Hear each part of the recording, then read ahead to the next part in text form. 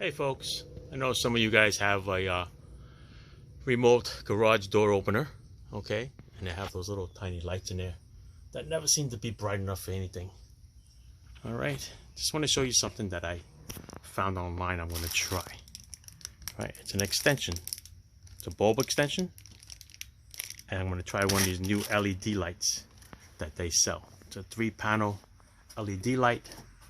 I'm going to put it in that place there and see how much of a difference it is. All right, look at this. You can get these anywhere. 3-panel LED lights. It won't fit in there only because it's small. So I need to extend it out a little bit. So that's what I'm going to try. So here it is. It's an adapter that I bought.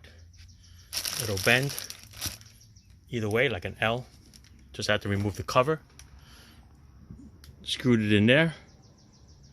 Let it dangle. And these are all adjustable, whichever way.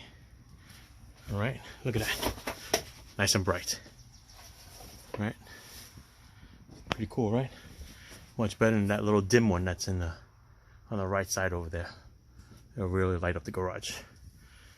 Okay, I'm gonna check it again tonight and attach the video to what it looks like at night. Okay, ciao. Look how bright it is, even standing from the outside.